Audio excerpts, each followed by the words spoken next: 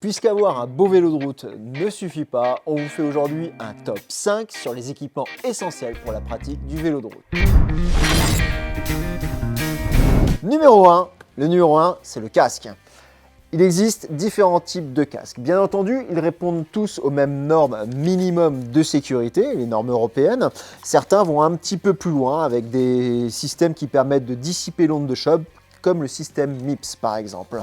Les points essentiels pour un casque de vélo de route sont premièrement le poids. On cherche à avoir des produits, des casques les plus légers possibles pour qu'ils soient très agréables à porter.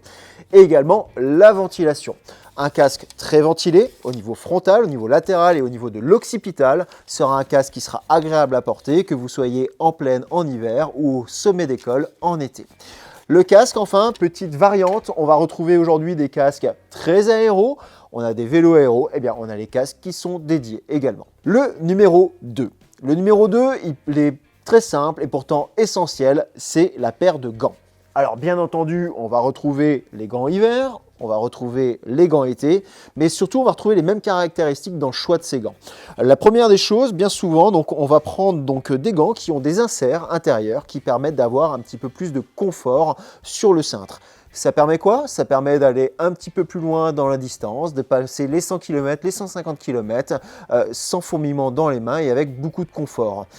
Le deuxième point essentiel pour les gants, c'est la protection. En cas de chute, bien souvent les mains sont très exposées puisqu'on les met en avant pour tomber et avoir des gants permet de vous protéger.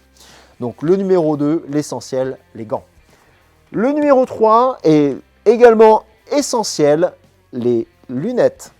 Les lunettes en vélo, c'est en effet un élément pour être beau, mais pas que. Les lunettes sont essentielles pour plusieurs choses. La première des choses, les lunettes vous protègent du vent. En effet, 40-50 km/h, voire beaucoup plus en descente, les yeux sont exposés au vent, ils pleurent. Si vous perdez la bonne vision, vous perdez de la précision et vous vous mettez en danger. Aujourd'hui, on a des lunettes, alors bien entendu, comme par exemple les radars Oakley qui sont très aéros, bien entendu, mais on a également des modèles qui sont très couvrants. Là, on a la dernière génération, les Sutro, c'est des modèles qui sont, comme vous l'avez vu sur moi, très couvrants, qui prennent une grosse partie du visage, mais qui améliorent encore nettement plus la protection contre l'air. Également, point essentiel sur les lunettes en vélo de route, avoir un indice de protection 3, qui permet en fait tout simplement quand on est au sommet d'école, qu'on n'a rien, pas d'ombre, pas d'arbre pour vous protéger du soleil direct, de pouvoir garder un bon contraste et une bonne vision sans être gêné par la luminosité. Donc le numéro 3, les lunettes, le look, mais pas que. Le numéro 4, c'est essentiel, ça va être les chaussures. En cyclisme sur route, toute la puissance part du pied. C'est votre point de contact essentiel avec le vélo. On va retrouver différents types, bien entendu, différents prix également. Donc on va retrouver, et ça se joue essentiellement au niveau de la semelle. On va retrouver des semelles nylon pour les premiers prix, bien souvent avec des systèmes scratch dessus. Et plus on va monter en gamme, plus on va retrouver différents éléments qui sont pourtant essentiels pour le vélo de route. On va retrouver notamment des semelles en carbone. Une semelle en carbone, ça permet quoi?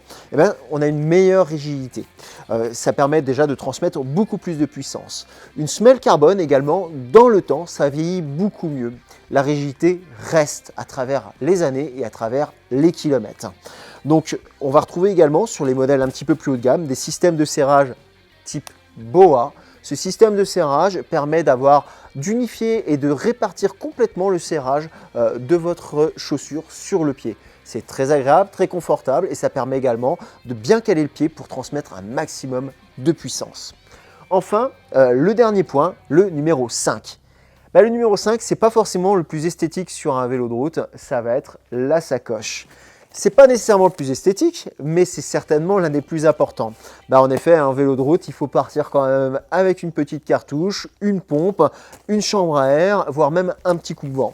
Alors il y a les adeptes de la grosse sacoche qui mettent absolument tout dedans, voire même le téléphone portable.